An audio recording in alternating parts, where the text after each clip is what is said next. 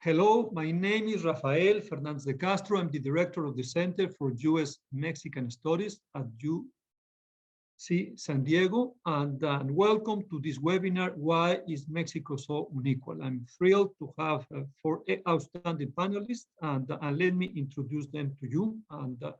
Well, good morning to everybody in California, but good afternoon to our people listening to us from Washington, D.C. or from Mexico City. Thank you all for being here. Let me introduce, first of all, Viri Rios. She received her PhD in government from Harvard University. She's an expert in Mexico's subnational economy, citizen security, and the rule of law. Her most recent book, and that's why we're here now, it's No es Normal, the rigged game that fuels Mexican inequality and how to change it. Explores how to create a fair, inclusive, and prosperous Mexico by changing fiscal, labor, and competition regulations. Viridiana teaches public policy at Harvard Summer School and has been visiting professor at Harvard and Purdue University. And of course, she has also been fellow in our center. Thank you, Viridiana, and congratulations for this book. Thank you, Rafa. You're very welcome. Let me introduce as well Mónica. Mónica Unda Gutierrez is assistant professor in the political science and economics departments at Marquette University.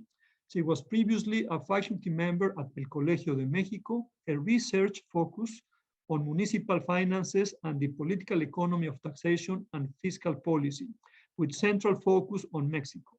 Mónica received her PhD and Master's of Science in Development Studies from the University of London. Thank you, Santiago Levy, for being with us, and thank you for being such a good friend of US-Mex. Santiago Levy is a non-resident senior fellow at the Global Economy and Development Program at Brookings and president of the Latin American and Caribbean Economic Association. From 2008 to 2018, he was the vice president for sectors and knowledge in the Interamerican Development Bank. From 1994 to the year 2000, he served as the deputy minister at the Ministry of Finance and Public Credit in Mexico. Thank you, Santiago. Santiago is one of those who has had literally two careers, one academic and one very important in public institutions, both at the national level in Mexico and internationally. Thank you, Santiago, for being with us. And thank you, Eduardo Porter, for being with us. Eduardo Porter is an economics reporter for the New York Times. He wrote for many years the economic scene column for the New York Times, and he has written many books. The one that I know the best is American Poison. This is about racism in the US, and we have presented that book at the center. It's a wonderful book, and it is also translated into Spanish. And another one is The Price of Everything. Eduardo, he graduated with a degree in physics from the National University of Mexico, de la UNAM. Okay, Viri, why don't we start with you? Why don't you introduce us the main arguments of your book? And again, congratulations for this book. I mean, you're very busy. You're writing for El País. You're publishing in the New York Times. Congratulations, and I'm glad that you're becoming so accomplished, and you're really playing an important role in Mexico's current debate. Adelante. Thank you so much, Rafa. It's a pleasure to be here. I'm going to share my screen with you because I have some slides. So let me do that. Let me know when you see them. It should be there. All right. Okay, so this is a picture of the newest Amazon warehouse in Tijuana. When I showed this to my husband, he thought it was a Photoshop, but it's not. This is exactly how it looks, you know, the big warehouse in Amazon that is basically in the middle of the favela. Well, this book emerges because of these trends of inequality that we are observing in Mexico. And because increasingly, when you ask why Mexico has this economic underperformance and this very profound inequality, one of the main answers that you get is that there is a lot of corruption and that there is a lack of rule of law. And I do think those are problems, but this book advances a new theory. On this book, I argue that yes, corruption and rule of law are problems, but the main problem is further more severe. The main problem is that Mexico's institutional and legal design is such that it promotes wealth concentration and labor disempowerment. So that means that even in a Mexico without corruption, in a Mexico where rule of law was perfectly implemented, we would observe that the gap between the wealthy and the rest will keep widening, and poverty levels will remain very high, as it has been in Mexico for decades. That's the elephant of the room, right? Like, it's a topic that few people addresses, although we all in this panel do. That's probably why we are here. But that, you know, is probably one of the main problems of Mexico. So I don't have to go over how unequal Mexico is. I just, you know perfectly the numbers, but here is, for example, the distribution of pre-tax national income in the US compared to Mexico and compared to South Africa, who is the most unequal country in the world, according to the World Bank and several other measures, right? So you can see how when we think about inequality in the US, well, even that is, which is profound and a deep problem of the country, even that is much less than the inequality that we observe in a country like Mexico. So it is my argument that the rules of the game in Mexico have created this inequality and are rigged in three main ways. First, in taxation, then in competition regulation, and then finally in labor law. So let me address very quickly each of them. In terms of taxation, Mexico collects very little taxes from the wealthy. Actually, this graph emulates, and this is part of the research of my book, the research conducted by Emmanuel Sanz and Gabriel Zuckman from UC Berkeley, right? And remember, they found that the top 400 more wealthy families in the US pay less taxes than the average American. They pay a average tax rate of 23% compared to 28% for the rest of the US. Well, this is how it looks in Mexico. Two things, right? So the first one, oh, well, let me tell you, this graph is constructed by analyzing 46 million different administrative records, tax records in Mexico from 2013 to 2015. Those are the only years that we have available. But two things are shown on this graph. The first one is that everybody pays very little taxes, right? And that's a problem. Look at how from decile 1 all the way into decile 9, the most you get is like 8.6%. The second one, and this is furthermore problematic, is that the wealthy, as you can see here, pay well, way less than they should. According to these estimates, for example, a person in Mexico reporting an annual income of $3.5 million would pay about the same rate than somebody with an annual income of $33,000, right? So why are we observing this? Well, I would say three important reasons. The first one is the fiscal code itself, right? The fiscal code is such in Mexico that it allows corporations and the wealthy to elude taxation through legal loopholes. So for example, according to the Tax Justice Network, just in 2020, Mexico lost $9 billion in tax collections. This is consistent again with the research, for example, of Andrea Binder. She's a fellow at the Global Public Policy Institute, sorry. And she has shown that Mexico has actually an abnormally low demand for fiscal paradises. The demand for fiscal paradises in Mexico is 19 times lower than in Brazil. And this is precisely because in Mexico, the wealthy do not have to use fiscal paradises. I mean, they use it mostly for illegal purposes, but they don't have to use it because there are possibilities within the fiscal code to elude the taxation. So as a result of this, my book shows that the top 1% eludes 8 times more money than the bottom 50% of the population in Mexico. The second one is that tax exemptions are pretty regressive in Mexico. Every year, Mexico exempts about $85 billion in taxes, and about 30% of those of that money benefits the top 10%, the top 10% of the income distribution in Mexico. Only very few tax exemptions are progressive, one of which is the value-added tax, IVA, on food, but most of the rest are regressive. Now, a third one is that Mexico simply does not tax the rich enough. In 38% of Mexico's municipalities, there is no property tax. I mean, there could be, but they don't charge it. And in 79% of the municipalities in Mexico, residents pay less property tax than the average of the OECD. There is no inheritance tax in Mexico since 1961. Tons of facts about how this happens, right? The top 10%, for example, in Mexico, pays less taxes than in many Latin American countries, including Chile, Paraguay, Peru. In Mexico, for example, in Chile, according to CEPAL, the top 10% of the income distribution pays 91% of the total taxes in the country. That's because Chile is also a very unequal country.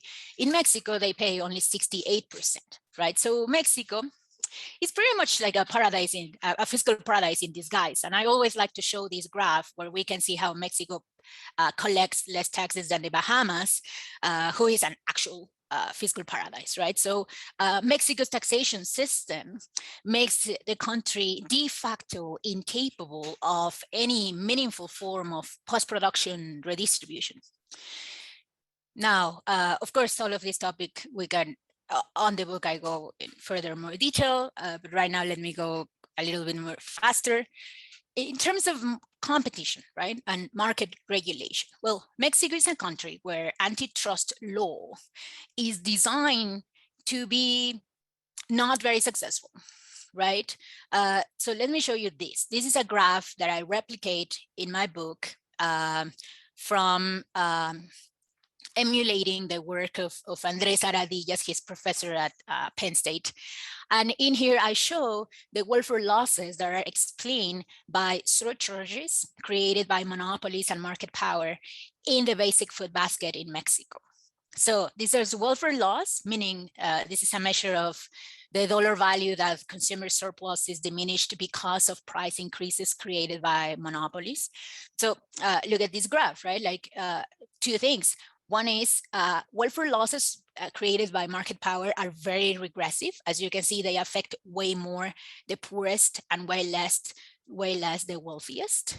But a second and most important, if we were capable of eliminating these welfare loss created by the monopolistic nature of the Mexican economy, we would see important diminishes in poverty. I estimate in this book that we could diminish poverty by almost 4 million people, and we could extend the middle class by 1.3 million people. Welfare losses have diminished over time, of course, but not enough.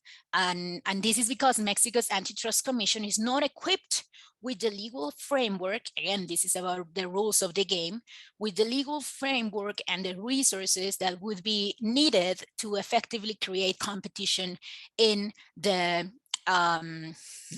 Mexican market. Viri, please, 1 more minute, please. Oops. Okay, so let me go very quickly. I think COFECE needs more budget and a mandate that is more extensive. We need larger and more important penalties. And finally, we also need to think clearly about how we manage to create a banking system with more competition. Let me show you, this is markups, and you can see how markups are larger, way larger in Mexico than in the world. And then the final part, labor law, Santiago Levy has written extensively about this, and I completely agree with his position. Here, what we observe is how the compensation and the share of value added in non-financial corporations is very differently distributed in the US than in Mexico, but basically what we need is to target these monopsonic labor markets that we have, think about a tax law that is less biased against labor, and finally try to create a legislation, a labor legislation that does not inhibit the growth of small businesses. Thank you. Thank you, Viri. Taxes, competition, and labor law. Santiago, what is your take? I mean, you've been I would say, a practitioner because you have worked for the Mexican government. You've been advising the Mexican government, and you have had you've been written a very important book about why the Mexican economy is unable to grow. What is your take on this, Santiago? Would you agree with Viri's three elements that explain why Mexico is so unequal? So thank you, Rafael, for inviting me, and happy to be in the panel, and congratulations to Viridiana for her new book. So let me, on the 3 points, I basically agree with the issues of tax design. So in the cases of fiscal policy, there are serious problems with the design of the Mexican personal income tax, not so much with the corporate income tax, but with the personal income tax. Yes, we don't collect enough property taxes, and this is regressive. So certainly at the level of the law, the problems are not so much with the implementation, but with the actual design of the fiscal law. So if you want to advance and reduce inequality through right route, you have to think about legal changes. On the second point that Viridiana makes, I'm not so sure that the issue is the legal design of competition law in Mexico. The problem is actually more implementation. This is slightly different from the first point. And the first point is an issue of legal design. Even if the laws were perfectly enforced, you would still not get a good outcome. In the second case, in the case of competition, Mexico's competition law is compared to the OECD laws, is really not that different. The problem in competition in Mexico is more in the implementation level. And it has to do with the overall architecture of the judicial system, in which the amparo is an instrument that allows companies to postpone, escape. So yes, in general, I would agree with the idea that we have to strengthen competition law, but we have to think about reforms that have to do with the judiciary to make sure that processes are more effective, and that the Competition Commission, yes, they probably might need more resources, but it's more an issue of enforcement than an issue of design, as opposed to the tax issue. Lastly, on the labor, that's the one that I believe is the more complex. Because what we have in Mexico is we should not think of Mexico only of the labor law. We have to think about the whole instrument of regulation of social insurance and labor, which in Mexico is tied together by the Constitution. This makes the situation in Mexico very different from the United States, very different from other countries. You have to really think about the institutions in Mexico. And in that case, the main problem that you have is that it heavily distorts the labor market, so that 60% of the workforce is in the informal sector. And this is very costly in terms of growth, but is also very costly in terms of income distribution, mostly because it condemns many workers into low productivity, low wage jobs, and many entrepreneurs into actually low wage jobs. An interesting point about this is that we tend to think of inequality in Mexico as firms versus workers. It is actually not a good way to think about inequality in Mexico. Most firms in Mexico are extremely small, and the owners are not that much more richer than the workers in which they work. There is, yes, a very small number of very large firms that capture high rents. And that's the competition problem that we have at the top of the distribution. But we have to rethink about the instruments to reduce inequality, relying more on taxation, relying more on competition and more enforcement of competition. And we need a rethink of labor law, not so much in terms of enforcement. The problem there is not enforcement. The problem there is that the laws are actually very badly enforced. Let me stop here to make space for the other commentators, and perhaps we can come back on the dialogue. Thank you, Santiago. We'll certainly come back to you. Mónica, Unda, Gutierrez, you've been studying municipalities as well as fiscal policy. What is your take on why Mexico is so unequal? Well, first of all, thanks for inviting me, Rafael and Viri. I'm very happy to be here with you discussing these issues. Well, the question of why Mexico is so unequal, I would say it's a difficult question to respond to because it is a complex and multidimensional problem. So the answers would vary, I would say, according to the type of inequality we are talking about. You know, we can talk about economic inequality measured by income and wealth distribution, or are we talking about gender or racial inequality, etc. But the answer can also vary depending on the type of understanding we have of these problems. We can go and concentrate more on the sociological factors that create this problem. And I think this is what Viri is doing in the last section of her book. Or we can also concentrate on the political or economic factors that create inequality or help foster inequality. So because of who I am, what I do, what I study, I would respond to the question by saying that economic inequality in Mexico is mainly due to the incapacity of the Mexican state to use the tax system and the public expenditure to redistribute. So that would be my short answer to the question, right? Now, why has the state failed in doing this? And I think the answer is not so easy, and that we need to go back in time in order to respond to this. And this is because fiscal institutions are the result of history. I think fiscal institutions are the result of deals and pacts that are forged between the state and different sectors of society.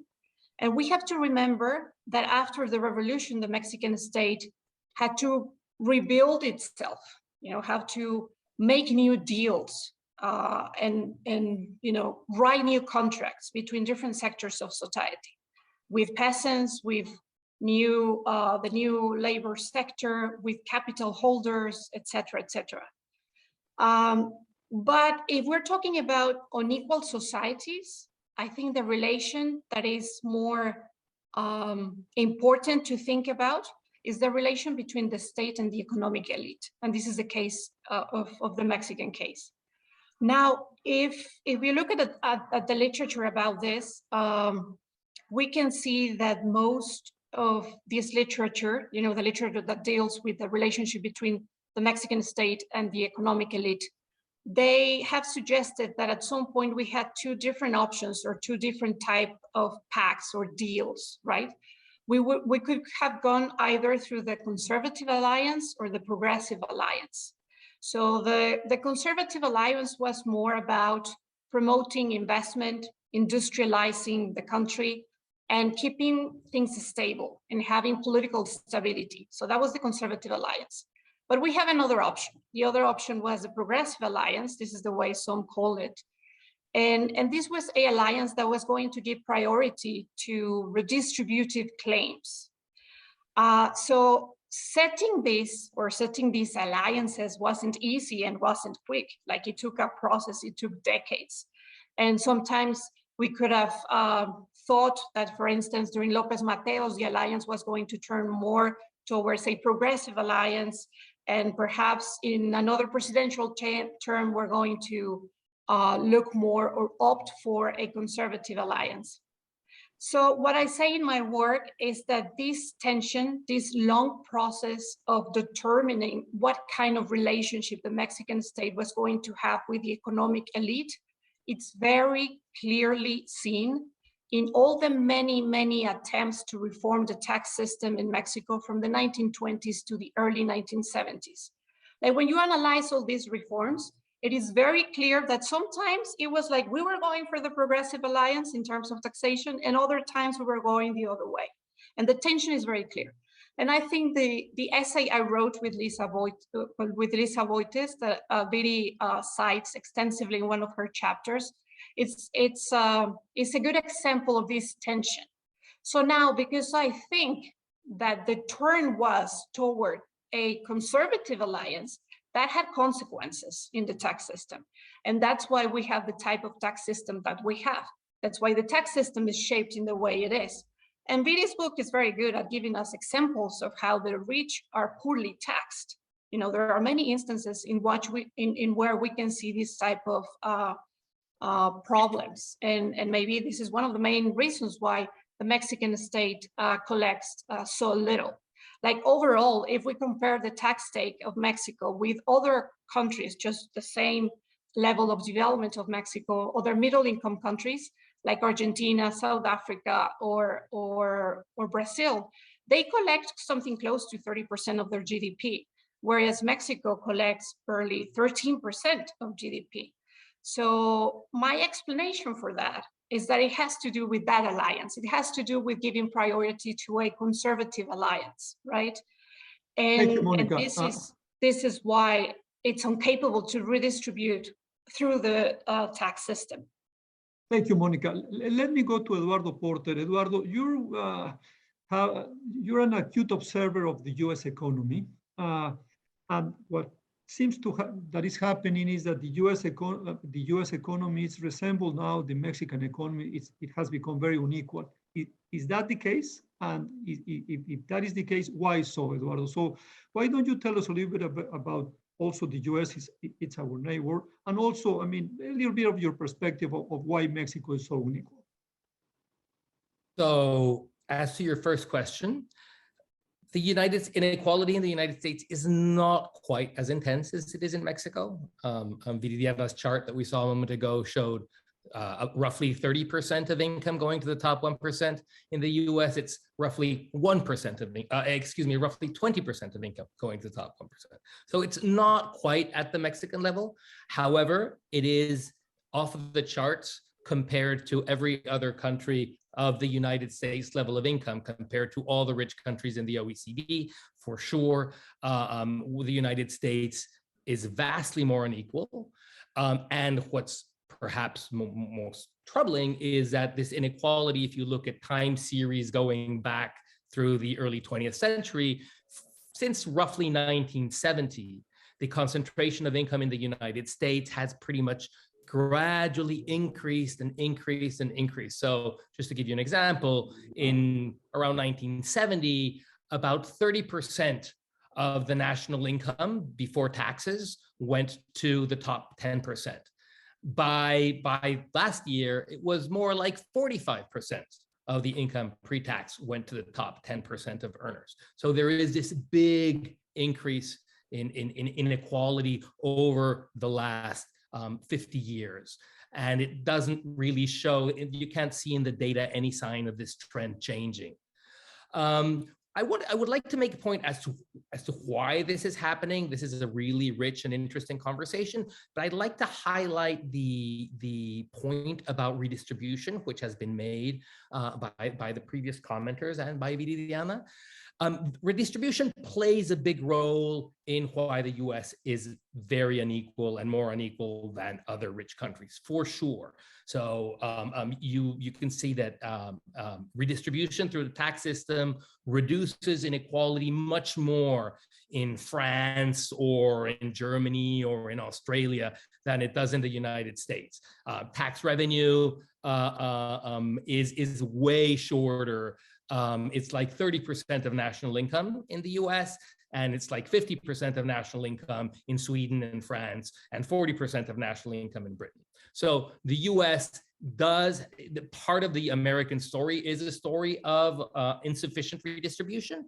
But a point that might be missing, and that is, I think, is very important for the American dynamic, is the impact of taxes on pre-tax earnings. So if you look at US, even getting rid of redistribution, let's just look at pre-tax earnings. The United States inequality is vastly more intense than that of any other rich country. So before taxes and transfers, this stat that I was giving you, that the US, the top 10% in the US capture 45% of national income. In France, it's only 30% of national income, again, before taxes and transfers. So the role of redistribution is important, but it is certainly not the entire story. One notion, one idea that has been gaining momentum in the conversation in the United States within the last few years, though, is the role of taxation to inhibit the growth of earnings at the very top. Because the standard, sales pitch that is made for low taxes is that they incentivize effort, that they incentivize investment, and hence they deliver economic growth. Well, there's been some substantial research fairly lately that a lot of the reductions in marginal taxes at the very top do none of this. They do not incentivize investment. They do not incentivize effort. It's very unclear whether they contribute to growth at all. And there is some data that suggests that in fact they might even reduce growth by just encouraging gaming at the very top to increase earnings without actually increasing productivity. So I would add that to the conversation, even if I would agree that taxation is should be a very, very big part of the conversation. It's not just via redistribution that it affects income inequality. I think it's also on the incentive effect to accumulate these vast incomes at the very, very top. There's more to say about the reasons in the US, and we can get to that, but let me stop here. Thank you, Eduardo. Viri, I wonder if you want to answer to some of the comments, and I would like to ask you, Viri, we're under a new president. Well, it's been he's been governing López Obrador now for almost 3 years, and half of his presidential term. And he's supposed to be, his big thing should be like getting a more equal Mexico, get more social justice in Mexico. Are we advancing under López Obrador towards that goal? And again, if you want to answer some of the comments that Mónica, Santiago, and Eduardo just made, go ahead. Adelante, Viri, please. Thank you, Rafa. So let me answer your question in the following way. When we think about inequality at the upfront of the literature on the topic, we're thinking about it as a matrix, right? In terms of different ways of solving the issue. You can have post-production redistribution, which is what we've been discussing, taxation, basically. So after production, you take from those that have too much and you give to those that have too little. You can talk about production stage redistribution, which would be like a second part of that matrix, in which you're thinking about how do you create a system that redistributes within labor, within jobs, and within companies, right? So this is thinking about things like labor law, things that competition regulation, just making sure that the economy creates revenues and utilities and salaries in ways that are better distributed. And finally, we also think about a third part, which would be pre-production redistribution, right? And in pre-production redistribution, we're thinking about how to empower people with the opportunity to, when they arrive to the production stage, meaning when they get a job, when they open a business, they arrive with the opportunity to create a good income, good money, good jobs, right? And what's this agenda about? Well, this agenda is about reducing racism, gender equality, for example, education, So what the book does is that it addresses these three forms of redistribution in the case of Mexico. And this is something that we didn't have in the literature, a single book that could address and provide all of the facts and all of the research that exists on these three stages of redistribution. So right now we only went mostly over post-production redistribution with taxation and a little bit over labor and competition, but the book also talks about education, racism, gender dynamics, etc. Right? So in terms of López Obrador, let's assess on this three cage matrix, right? How he has done. I think in terms of taxation, he's underperforming. He is indeed trying to, he says, make the wealthy pay what they own to the state in previous years. But the reality is that when you look at the statistics and the numbers, in 2018, Mexico collected 13 points of GDP in taxes, and now it is collecting 14. So it's just 1 point, nothing. We're still collecting less taxes than the Bahamas. In the second point of the matrix, which would be production stage redistribution in terms of labor and competition. I would say that AMLO has approved interesting labor laws. For example, the law that is trying to prohibit outsourcing, I think that's pretty positive.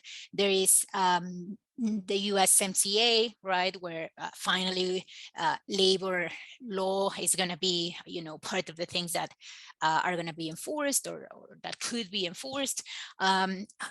Let me see, the minimum wage increases. I think that has also been positive. But the reality is that we need a new labor law that responds to the new type of jobs that we are emerging, jobs that require probably more flexibility. And that labor law is not even on the radar of López Obrador. Competition, I don't think, is a topic that he understands. Competition takes a big part of the book, because I do think that is a major source of economic inequality in Mexico. But for AMLO, that agenda, I don't think he really understands it. He thinks that the Antitrust Commission is an expenditure that shouldn't happen.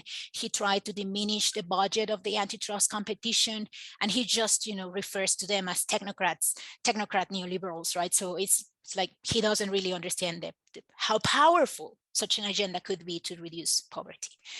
And finally, in terms of pre-production, which would be education, racism, and gender equality, I would say that he has an interesting agenda in terms of scholarships for education, but he clearly doesn't understand the topics of feminism, and I don't think he is even considering those topics as part of his agenda. He has reduced the budget, for example, for daycares. So I think that's problematic too. So that would be my take. So it's mixed, right? It's good on some things, but very bad on others. And it's complex. Thank you, Viri. I think this is a very clear answer. Santiago, what is your take on López Obrador? And also, I mean, there's few Latin Americans that knows Latin America as well as you do. Basically, for a decade, you were traveling all over the hemisphere. And is there any country in Latin America that you think that it could set the example for Mexico, or are we all condemned to this unequal distribution of wealth? So, thank you, Rafa. On the first part, let's see, I agree with Viridiana that it is extremely sad to see the regime trying to undermine the Competition Commission and not giving him, instead of strengthening the instruments of the state that can fight concentration at the top, it weakens them. From a redistributive agenda, it makes no sense. Secondly, on the taxation part, he has made an effort on enforcement, but there have been no substantive changes to the tax code. So on the two biggest points in which you could move ahead to reduce inequality, concentration of rents at the top as a result of corruption and lack of competition, and concentration of income at the top as a result of insufficient taxation, there's been zero advance. Arguably, you move back. On the labor law, I actually have a different point of view from Viridiana's. I don't think that raising the minimum wage in Mexico reduces inequality. We have to remember that in Mexico, 60% of the labor force is in the informal sector. The workers who earn the least are informal. These workers do not gain by higher minimum wage. These workers are hurt by higher minimum wage because it's more difficult for them to get a job in a formal sector with high productivity. Yes, I think that the outsourcing reform makes sense because there was a huge amount of abuse, but the other stuff that is done in the labor market has been all in the opposite direction of what you wanted to do. You've increased informality. You did a pension reform that is actually going to be more regressive. It's very sad about what happened with the pension reform. So if you look at if you take the three things in Viridiana's book, competition, taxation, and labor, negative on 2, and at best, neutral on 3rd. So bottom line, I think we're going to end up, sadly, with an income distribution that is worse at the end of this administration than at the beginning. rest of Latin America. We are a continent that has a very deep ideological view about the labor market, very different from what happens in East Asia. In Latin America, we have been trying to redistribute through the labor market, through employment restrictions, through minimum wages, through social insurance. We have failed, and we have failed almost everywhere in Latin America to redistribute through the labor market. The East Asians and other countries do it in a very different way. The problem in Latin America is more ideological than political. It's ideological because it's the view that we're going to redistribute from firms to workers, and comes back to the point that I was making earlier. We think wrongly that redistributing from firms to workers is redistributing from rich to the poor. 95% of firms in Mexico and 90-some% of firms in each country in Latin America have 2 or 3 workers. There is no redistribution from rich to poor when you try to redistribute through the labor market from firms to workers. Yes, again, there's some firms at the very top that are making rents, but the instrument to redistribute there is competition law and taxation, not labor. And that is being Latin America's largest flaw in terms of distribution, and that's why it explains why the Gini coefficient in the region almost does not change from market to disposable incomes, whereas in the OECD, it changes a lot. And sadly, none of this changed in Mexico during the present administration, and some of these things actually worsen. Stop here. Thank you, Santiago. Mónica, what is your take on this, especially the first question, how is López Obrador doing in terms of the distribution of wealth in Mexico? And I wonder if you could share with us, if you could do only one thing, what would you do to get a more equal Mexico? Thanks. And let me remind everybody, excuse me, Mónica, that you can send us your questions. Viri has been answering some questions. Now, Carlos Camacho Gaos is asking us about the title of your book, Viri, but we'll make sure that we'll ask Viri. Here you go, Viri. No es normal. Very good. And but please send us your questions. We would like to do this as interactive as possible. Excuse me, Mónica, go ahead, please. Yeah. Well, I agree with Santiago and Viri in terms of the very little achievements that AMLO's government has made in terms of taxation. At the beginning of his term, me as many perhaps, we were expecting a more structural tax reform, at least because we thought that this seemed like a government that for the first time in 3 or 4 decades was not going to give priority to a cozy relationship between the elite and the state, right? And so there were some expectations for something more of a structural change. So, but a more structural tax reform is difficult to see for us, it's difficult to happen, because the structural power of the economic elite in Mexico is so big that is almost impossible to reform the tax system in a meaningful way. And in Viri's book, there is a quote there of someone from SAT that told Viri that they were not going to dare doing something so structural because that tumba gobiernos, right? A real tax reform can bring governments down. And I think we should really be worried about this because the tax system in the end should be a source of resources for the state, with which the state is then going to spend, hopefully in a good way, which is not happening, but it should, right? So that's why we should be worried about. Now, in terms of your second question, Rafael, there are things that can be done in order to increase tax collection. And the first of them is that the 3 levels of government should do a lot better. Municipalities and states in Mexico collect very little in taxation. Own revenue in states is around 9 or 10% of their total revenue. That is a very low indicator of fiscal capacity in states. And when it comes to municipalities, the situation is bad, but not as bad as the states. 22% of total municipal revenue comes from own revenue, and only around 9 or 10% of that comes from the property tax. And we definitely can do better in terms of collecting property tax. Some municipalities have made great achievements when it comes to improving institutional capacity in municipalities in order to collect more, when it comes to come up with very creative campaigns in which they inform the taxpayer about the property tax.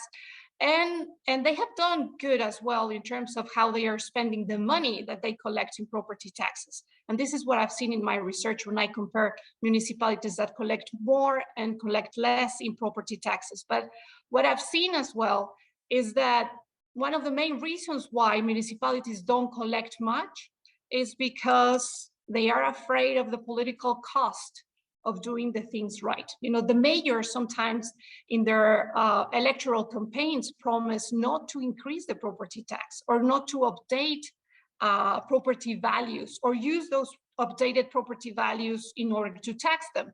So we have a problem there. And this is because obviously taxation is a political problem. Taxes are unpopular, and we need to find a way to have a consensus about the social contract.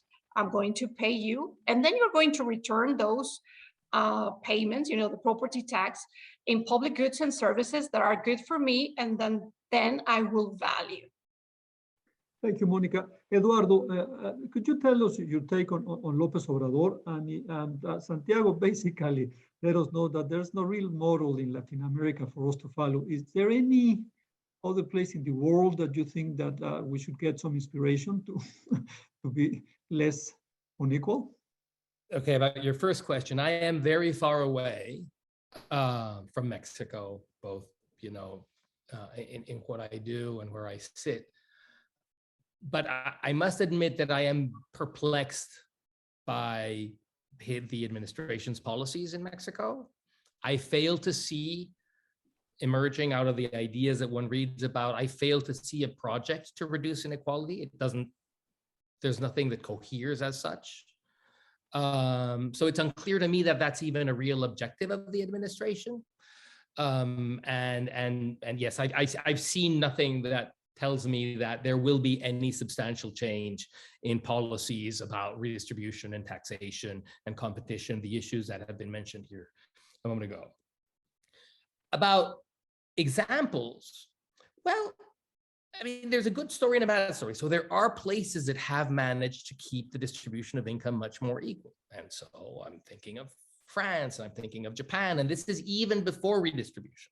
The incomes are much more compressed through, I guess, labor market regulations, through taxation that, as I mentioned before, kind of reduces the incentive to accumulate vast fortunes, through product market regulations. And so yes, it is possible to maintain a more flat distribution of income.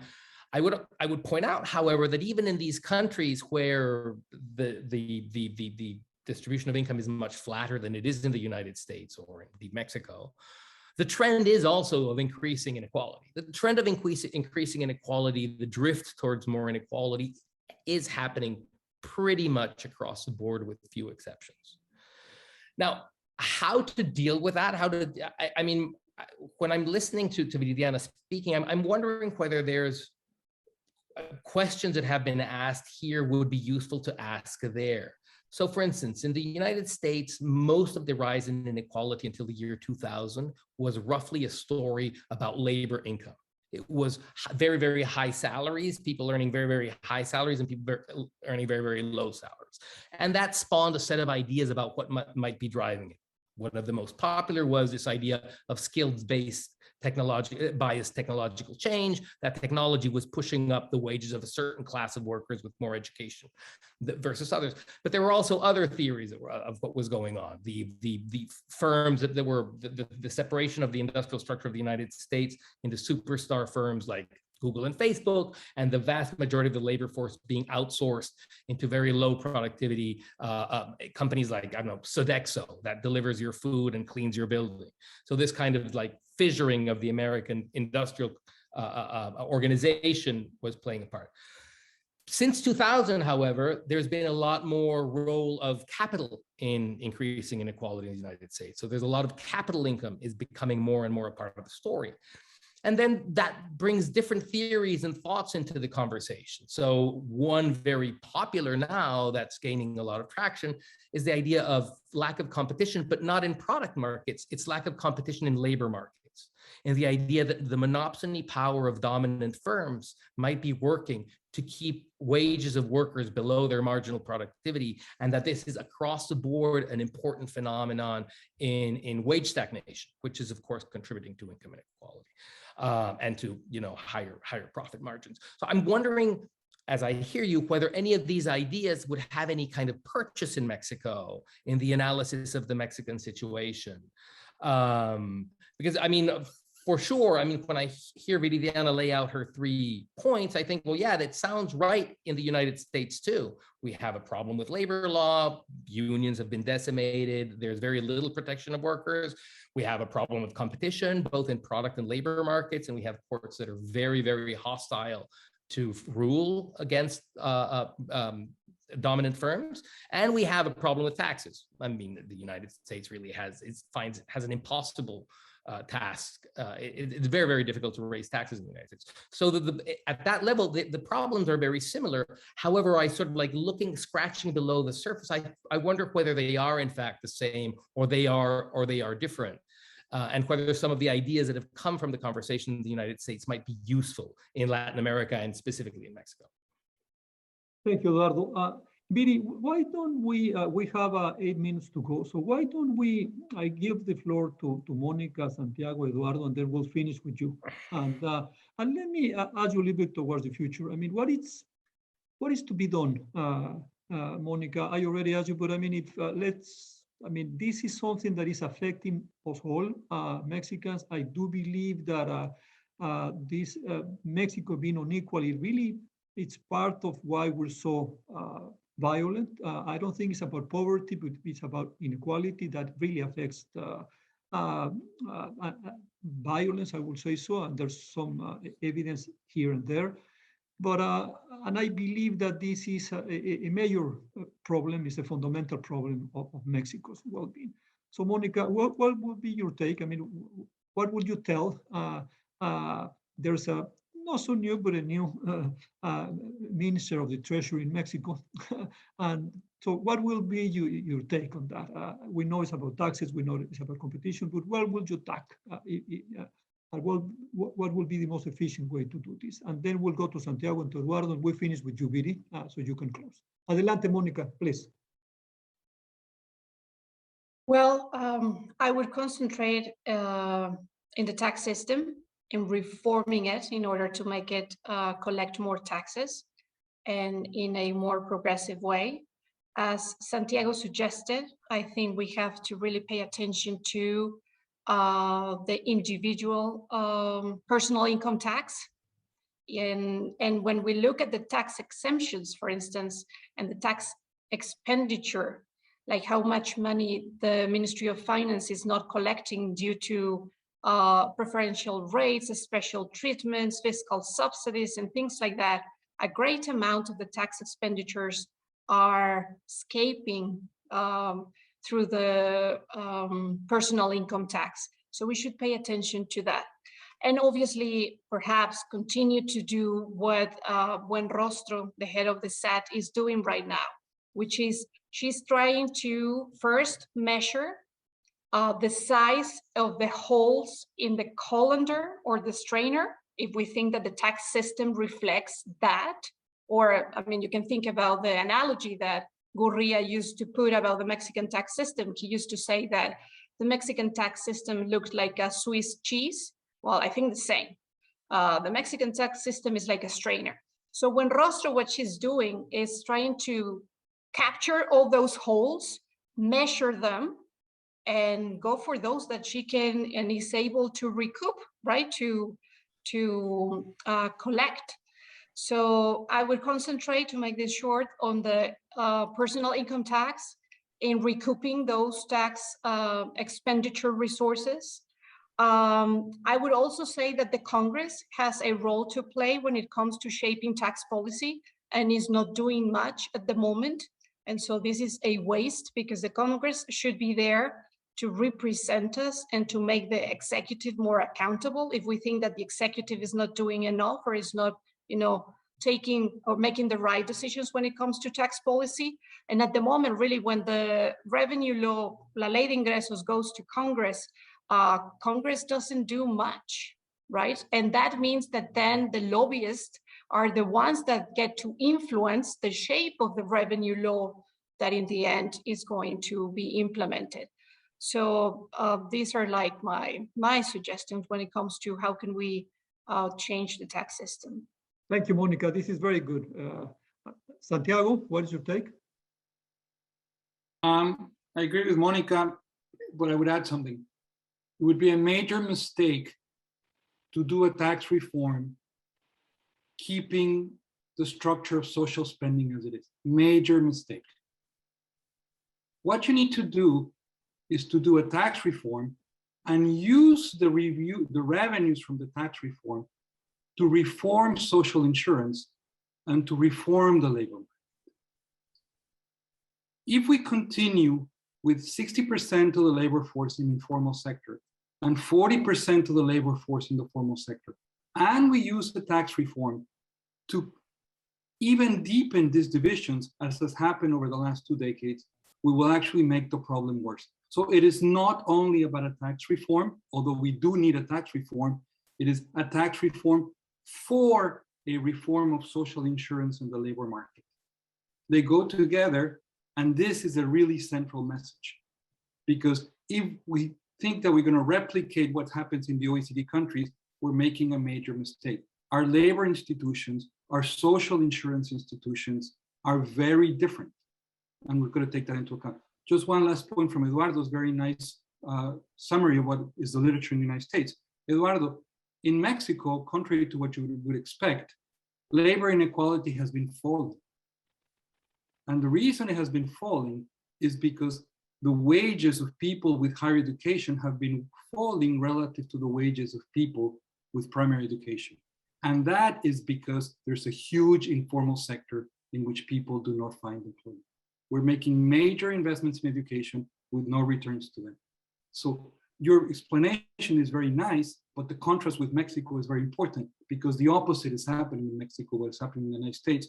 And to come back to Mónica, yes, a tax reform, but not a tax reform to increase spending as we have it. We've got to make a major reform of social insurance and social protection. Thank you, Santiago. Eduardo Porter. I think I'm agreeing with Santiago in the sense that, I mean, from the numbers that you just said, it seems like the tax base in Mexico is extremely narrow. And one of the immediate challenges would be to try to broaden this out. And so to invite 60% of your economy into the formal sector seems to me to be a number one kind of policy challenge. If you're just going to increase marginal tax rates on, the set of on labor incomes of 40% of your population, you're going to get less bang from the buck, and you're going to get a lot of additional distortions of the kind that Santiago was referring to right now. So I think that it's not just about raising taxes on your existing tax base. It's probably a lot more has to be done in broadening that tax base.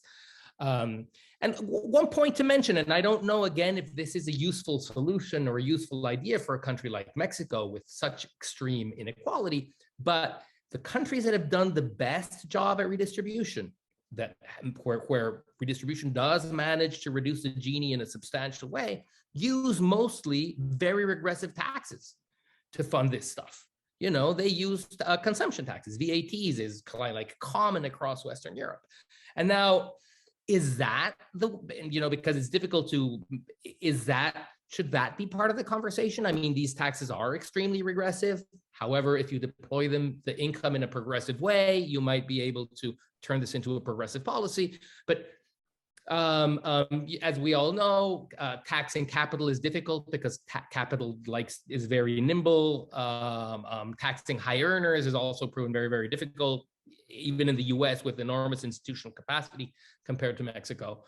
And so even though taxing consumption might sound like a defeat, well, it's a tool. And I wonder whether it can be thought of more in the Mexican context. Thank you, Eduardo. Viri, you close, please. And congratulations for this book, Viri. I hope, thank you for sending us the book. And please go ahead. And again, I hope this will enlighten the Mexican debate about what is what we need to do. Adelante, Viri. Your mic. Thank you. Mexico is at a level of development in which only social programs are not going to reduce poverty and are not going to be enough to increase the middle class. So I think that at the upfront of what we should be discussing when we think about inequality in Mexico is not only social programs and increasing expenditure on the poor, which is something that we definitely need. But I think that at the upfront, there should be a discussion about labor laws and about competition. And that's what this book is about. This book is kind of like trying to move the frontier of the discussion away from only reducing poverty and into increasing the size of the middle class. I have a debate there, an interesting debate about whether we need direct or indirect taxation. I think we need both. Never to forget that in Mexico, the top 1% eludes the same 8 times more money than the lower 50%, right? So this is just like, it's a level of this topic taxation that we cannot even imagine in the US. So we do need to fix, I think, this problem. And finally, and just to close, if I had to do one single thing, I think we need a very ambitious, powerful, and well-funded policy to help small business grow. The reason why we don't have good salaries and we don't have good jobs is because we don't have enough businesses. And part of it is a problem of monopoly, but part of it is also that we don't have the tools and the training and the industrial policy required to help small business grow and become, and have more and more formal employers. So thinking about that, thinking about how to create more business, more profitable and bigger business. Thank you, Viri. Well, I want to thank you all for being with us. Thank you, Santiago Levy. Thank you, Mónica Unda Gutierrez. Thank you, Eduardo Porter. Thank you, Viri Ríos. Congratulations for this book. And thank you all for sharing your thoughts, your experience, and your knowledge. Thanks a lot. And this is a fascinating topic. I know that in what just Viri said, Santiago will have another hour to share with us. But thank you all. And Mónica, that's a beautiful background. It makes us feel like if we were in a nice spring in Mexico City or in Cuernavaca or in Guadalajara. Yeah. You all have a very good week, and thank you all. Congratulations, Viviana. Bye. Thank you. Thank you. Bye-bye.